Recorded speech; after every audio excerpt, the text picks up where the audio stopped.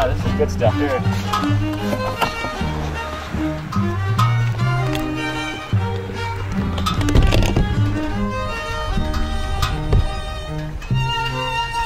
Wow, that's just pure oil.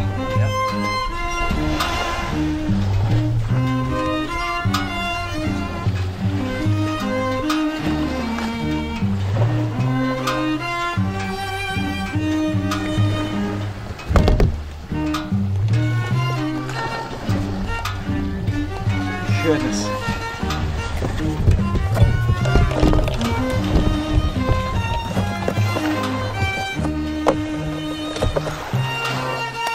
So can you just break one and put one in front of the camera here for a sec?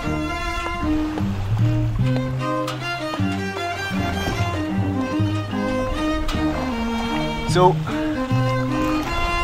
wow, someone stepped on that? Yeah, something like that. That's a shoe print there, it looks like. Okay. So now basically, if you want, can you just explain what this is? As far as I know, it's been like a pattern of oil that I assume is on the bottom, and it started flipping and rolling and making itself into a log. Wow. I would imagine there's big sheens of oil all along out there in the water. And something the surf starts to move the hinge of it and starts rolling and turns into a flat. Next thing you know, it forms a big log. What is the? This is a size 11 foot. You can see that's as big as my foot. What is it? Is it solid? Is it soft or what? It's firming itself up. It feels kind of like a real hard Play-Doh. Wow. Can you step on it? Oh, jeez. Wow, that's terrible. I'm sure there's tons and millions of pieces like that out there just waiting to wash itself up.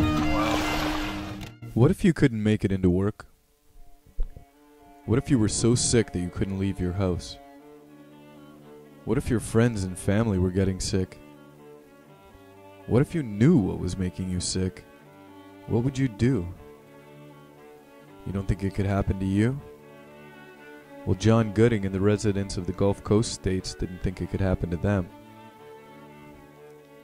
The many others affected this year by pipeline ruptures along the Yellowstone River in Montana and the Athabasca River in Alberta, Canada, did not think that it could happen to them either. But they are learning that it can happen. It does happen. It will happen again. And it will continue to happen. Basically, my life has been on hold since April 26th, 2010. Traffic. Also today for you at 4 o'clock, tough questions for Ken Feinberg. He's the man responsible for giving out BP's oil money. Feinberg is in New Orleans for a conference today. WDSU News reporter Tiffany Bradley on your side with one question on most people's minds. Senator Mary Landrieu and oil spill claims chief Ken Feinberg held a question and answer session today from those affected by the oil spill. And at times the discussions became heated. As you can see, inside a conference room at the Hilton Riverside Hotel, oil spill victims lined up to voice their concerns, while some say they still haven't received their claims money from BP a year after the Deepwater Horizon explosion. Others were more worried about health problems they believe are a result of the spill. Feinberg said BP has paid out medical claims, but Senator Mary Landrieu promised to address the issue in the near future at a special meeting. But there are people here that have claimed that they've had terrible physical reaction to some of their exposure, either to the oil itself or to the dispersants. So I'm listening, taking all that under advisement, and committed to them that I'll step up my efforts, and I hope others will do the same. First time I breathed the oil, I became extremely ill. Unfortunately, I've had a lung disease since 1980, which makes me weaker and more susceptible. But then again, I would be your proverbial canary in the coal mine. Also add this to our collection.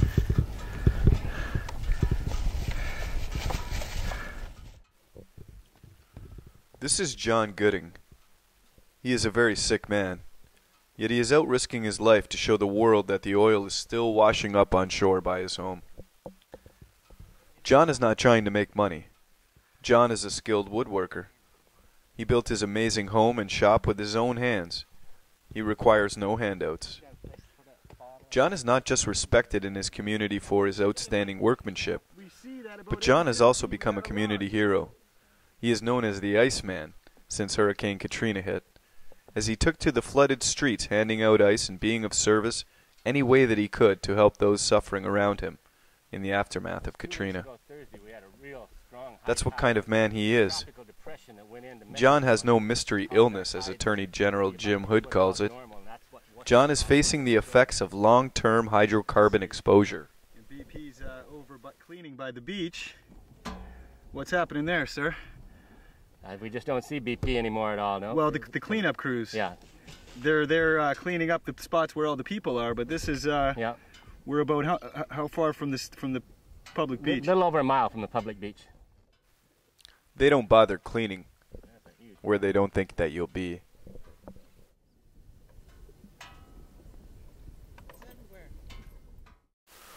This is John's toxicology report. John shows dangerous levels in multiple of the toxic compounds he was tested for, such as ethylbenzene. This is one of many similar reports I have in my possession. We are seeing these findings in children and those of all ages.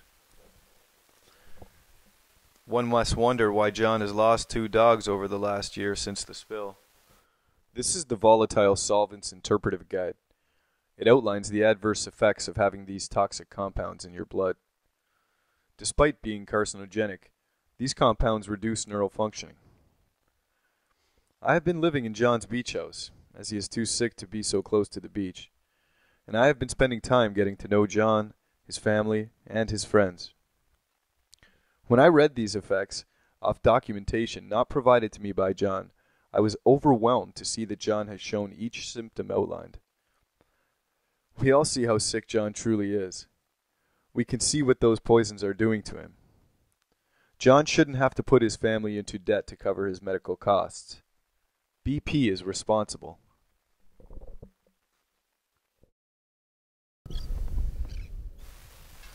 John shouldn't be out here on this beach near this oil. His doctors have advised him against it. Any more exposure could be more than he can take.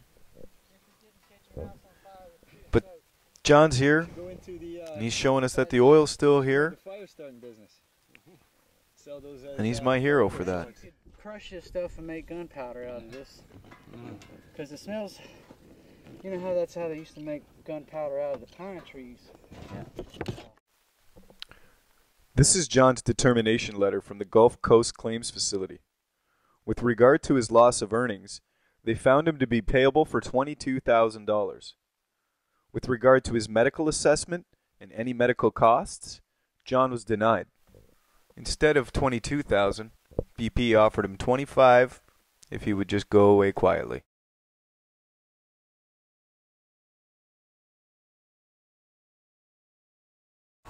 John? Yeah. So we ran into the cleaning crews. Yeah, we got here this morning as we was getting here off the boat from the first launch from Gulfport. We met the cleaning crews as they was leaving, and we asked them, you know, which way to go. Everyone said to go west, young man. And when they said that, I told you we probably should go east. So we went east. So one of us went west. Charles went west. And this is what Charles was able to find right here. A few pieces BP missed. Small, very small. Now some of this very is just, small patties. This is definitely gooey and pulls apart. But when we came out here, we intended to go to Camille Cut, which was east from us. And that's the way we went, and that's what we found. The tar logs.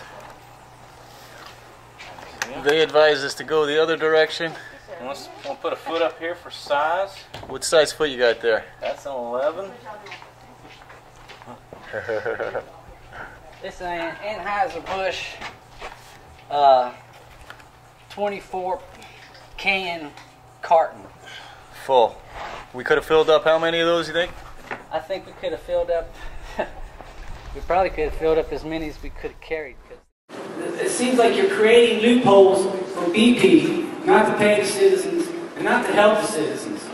All you really have to do is establish a health care for the citizens first. Get the citizens well. Worry about the money, the settlement money, later, because we're not going to be alive 13 years from now when this claim gets settled after I have to go get a lawyer to fight Mr. Feinberg's process. I will not be alive. So rather than ask what we would do if we were John Gooding, instead we should ask ourselves, what can we do for John? What can we do for the others like John who are being denied their medical claims? What can we do for the Gulf of Mexico? And what can we do to ensure that nothing like this will ever happen again?